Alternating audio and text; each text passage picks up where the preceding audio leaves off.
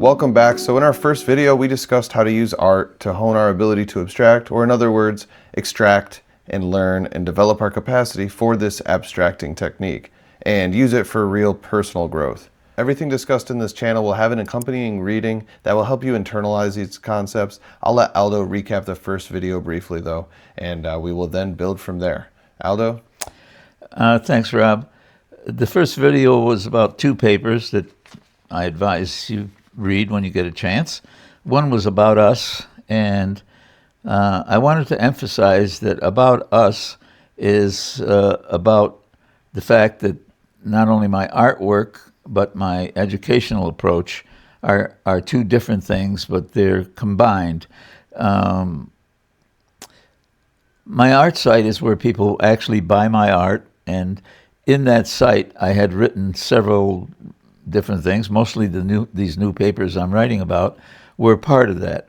But now all that writing has turned into my YouTube channel, which is Beholding Art as Personal Development. So that's why we're going to be calling it a synthesis, is what it is. What I left out was one of the important things about us is that this is about individual discovery. It's about innate capacities that we have that I would like to highlight with all of the various protocols I have. So that's pretty much what I didn't say extensively, but I want you to know that. The other part about not mentioning a title and why that is,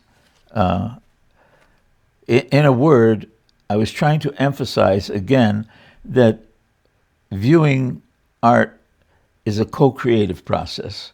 Viewing art has something to do with not only the art but the viewer. It's what transpires between the art and the viewer in that moment. And that is something that I'm going to expand upon in the future. But just the idea that something is happening with you, the observer, and the art. And that's a special intersubjectivity. It's your feelings are going to be invoked, and we wish you'd do it in a greater degree. That's what this education is about. It's about invoking the feelings that go when you're viewing art, and the feelings you can learn to expect by learning what we actually mean by feeling art and not just looking at it or looking away from it, for that matter. So that was the big takeaway. And to segue into our next idea that we're going to discuss today was you mentioning experience and expression occurring simultaneously. So go ahead and expand upon that for us. Okay. That experience and expression happen simultaneously is not merely a presumption on my part. It's been postulated in cognitive science and in the discipline of general semantics, which I'll be borrowing from heavily. As a matter of fact, what I mentioned at the end of one of my papers is that there's a reading available to you and anybody who wants to called A Master Principle, Consciousness of Abstracting. So what I want you to understand about this synthesis is that it itself is an abstraction. We know that there's such a thing on one hand as experience and another on the as an expression. To bring them together in a synthesis is to come to the idea that they are really combined in reality. To get this idea that you can abstract it as one, to synthesize it, that's a capacity we have. So I could talk about the human organism in such a way that you understand that this is what happens not only for us, but to us. Experience is an expression of the organism, and that's going to include one of the papers we'll be talking about today that will include embodiment. Now, the part of meaning making and the power that meaning making has is called abstracting. Abstract is a word. It's a verb, Abstracting is the verb. It's the gerund of the verb to abstract. So to know you're abstracting is to become conscious of it. How does one become conscious of this? Well, one of the reasons it needs to be brought to consciousness is because it is mostly subliminal in our cultures all over the world. Why are we calling it subliminal? Because it's so common and it's been used, and this is the kernel of learning that hasn't been expressed. That's why there's such a thing as experiential learning, apart from all the other types of learning. You learn by doing. Abstracting is a doing that you will be doing with language, with art, etc. So this quasi-subliminal learning is a pattern. It's a pattern of consciousness, and because we're calling it subliminal, it needs to be brought to consciousness. That's why the reading called abstracting, becoming conscious of abstracting, is so powerful, because it tells you exactly to become aware of what you're thinking, to become aware when you're reading a book, for example, that you are inventing this book, you are creating this book through images, through feelings. A story gives you a feeling. That's how you experience it. So that's also being expressed by you. That's how you know that it's an experience. So this idea, and idea is an interesting word, I'll come to that in a minute. This idea that we create things, co-create things, doesn't seem to be in the minds of anyone to the degree that they should be. Why should we consider something subliminal that is so important to know? That subliminal things are, don't you want to be conscious of what's going on? I mean, gaining consciousness is a way of growing. You grow in your ability to become more conscious as you grow. I'm making that assumption. What challenges do people face to trying to become conscious of their abstracting process? Because like you're saying, we would want to do that. Why wouldn't you want to do that? But what challenges do people face trying to become more self-aware, or to become aware? All of the challenges have to do with language and what it tries to represent. One of the reasons I said I didn't title anything was I didn't want to prejudice the viewer, that is, because the word is not the thing. If I give a work of art a title, that title is going to be what the viewer is trying to make sense of. Why not leave the title out and have the viewer just do what they do when they read a book? They appreciate it. They make sense of it. Is there something that somebody could practice or try to incorporate in their daily life if they'd want to start, doing more conscious abstracting? In daily life, when we don't understand something, we want it defined. We want a description. So where do we go? We go to a dictionary. The dictionary can define, and it also can describe. But that's what happens in dictionaries. In people have feelings. They have memories, remembrances of all kinds, little sensations, and that's what happens to us when we read. Now, when we listen to music, it's impossible to do that, because music is so instantaneous that there can be no space in it. There's no map, and there's no territory. The territory and music are the same thing. It is the map. With language, a word is a map for something else. We say the word mind, and we think we know what it means. But try to define a mind that does not exist in a living organism. An animal, us as human beings, what we do, we're conscious of ourselves. How does that happen? We need a body. I have never seen a mind without a body. So that's one way I say it on a really low level. But the abstracting part is important, because we embody meanings. Meanings explain to us what we're feeling. when we're reading a book, when we're looking at a piece of art.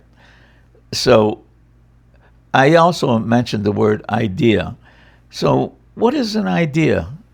An idea, in Gregory Bateson's terms, and he was the regent of all of the educational system in California for years, and he wrote a book called The Ecology of Mind. So that's what I'm expressing. What is the ecology of our mind? How is what we're thinking accurate to nature? I mean, we split mind and body. That's a constant split. It happens to be the concern of everybody in philosophy and psychology today. You can't go very far without reading a small article or a large article that tries to define what consciousness is. So this is a way of finding out what your personal consciousness is. And what is subliminal, and it's defined in a dictionary, by the way, as something that is below your level of consciousness. That's what it means to become conscious of abstracting. You become conscious of what you're doing mentally. It's an automatic, innate capacity. And how did you put it with the definition of idea the other day you had told me? Okay, thank you, Rob. Sometimes when I speak of things off the cuff, things just come up and we talk about it. It's not as formal as an interview, but I mentioned to Rob a book that I had read, Steps to an Ecology of Mind is the real title, and Gregory Bateson defined an idea as news of a difference. So what is the difference, what is the news that I'm bringing that is different? What's different is I'm trying to include the entire organism, body and mind, without the and, let's say you can put a hyphen between them, or even say body-mind as one word. That's a different kind of map. It's more inclusive. Now, there is no map that really includes all of the territory, so you have to be aware of something that in general semantics is called non-allness. You can't speak all about anything. By the time you get to its cosmic origins, to its cellular reality, there's a lot more, say, to an apple than just this fruit that hangs on a tree. You know, you have a seed, the seed creates a plant, the plant creates another seed. It's this whole recreation. DNA is one of the examples today of a majestic, phenomenal idea of what life is. So knowing more about your capacity to be conscious of your own living organism, I think is a new education. And I'm calling that new education abstract experientialism. And beholding art as personal development. So the experience and expression synthesis that you're talking about, or thesis, what inspired that? What inspired you to connect art with personal growth and embodiment? I know we talked about embodiment methods, and want to really develop these methods for somebody to be able to use for themselves. Okay, because I was a musician, I was a trained classical trumpet player who found a way toward what was called modern music or modern jazz. Jazz is spontaneous creativity. So what is happening in that moment is what is making music. It's spontaneous. Now, you say well, how do people spontaneously create? I'm saying that people do this all the time. When they read a book, pictures come up. It's spontaneous. Feelings happen. They're spontaneous. You can't say I'm going to read this book without making any pictures. I'm going to, with jazz, something happens to the listener that actually makes them dance or makes them interesting. What is so interesting about something that's being spontaneously created is that that's what's happening in the listener. There's no map. What they're hearing is the territory. So that combination of things was always curious to me, because when I first heard jazz, when I first heard music and a trumpet, it affected years, decades of my life. So it can be so impactful as knowledge about yourself that you don't know about, or nobody seems to talk about, because everybody is teaching you how to learn to be in a community and to get a job and so on. I'm talking about a direct experience of what it means to be alive, a thinking creature. So the appreciation for an engagement in the arts is commonly known as this enculturation. How to be cultured. So I'm making a different statement. I'm saying that the idea of learning everything from the outside in, is not exactly what art does. Art teaches you from the inside out. You have the capacity to make meaning of art. That's how I make the connection. The connection between music, which is an art, and other arts is a way of one to vicariously experience what is going on. In science today, they have something called a mirror neuron. The mirror neuron means that you're actually experiencing what you're watching. This is the connection with sports. Actually, everybody who's watching a sport is actually engaged in that sport physically. I'm saying that the watching of a sport has its own excitation. You're at the edge of your seat. You're saying hooray. You're jumping up and down when your team is winning. You're frowning when your team is losing. This is a mirror neuron. It's happening in your brain. You're experiencing something while you're expressing something while you're experiencing something. So there are more proofs that experience and expression are synonymous than not. You just haven't heard it yet. This is a new idea. This is what I'm trying to bring forth, that news of a difference can happen for you by engaging in these protocols. These protocols include listening to jazz, finding out what it is. Why is it extemporaneous? Because jazz can be... Can you define that real quick for us? Extemporaneous? Yes, for me. Oh, it's happening simultaneously. Okay. Extemporaneous means on the spot. I'm doing it right now. You're listening to an extemporaneous talk. It's extemporaneous to you because you're listening to it, and it's to me because I'm talking it. So something is happening that is intersubjective, your subjectivity and my subjectivity. So we're both making our subjectivities conscious. It's coming out of our subconscious, and we're making it conscious by understanding it. That's what you can do with art. And like you said with jazz, you're doing the process protocols. If I can put this in a simple term, it's embodiment. Your memory is embodied. Your entire organism, everything you know, is embodied. It's an organism that experiences and expresses simultaneously. When you learn something, that's the experience of learning, and the organism is expressing the learning. That's how it comes to know. When somebody knows something, it's the immediate experience that they can't deny. A person can't deny that they exist, for example. And if I say you don't exist, you're proof that you do. How could you say you don't? Your argument against me is indefensible. So this is kind of what I'm getting at. It's not really philosophy. It's not really psychology. This is something new. This has to do with being human and how to better be human. You've already completed the fundamentals. You don't need to be sick to get better. So think of it. Would you like to improve? Wouldn't you like to individuate? You already know who you are to this point. Wouldn't you like to know more about yourself? This is the moreness that is in my art, and this is the moreness that you can absorb by abstracting it, by looking at it piece by piece and saying, what do I feel? What is it about this that I don't feel? Because abstracting, by the way, means to extract, to take a small portion out of something larger. But it also means that you're leaving a lot out. So what have you left out in your minimal capacity then and your maximal capacity when you try to find out, what is it that I've left out? What has been left out of history? What has been left out of who I am as a human being? What has been left out that you need to know to make yourself more complete?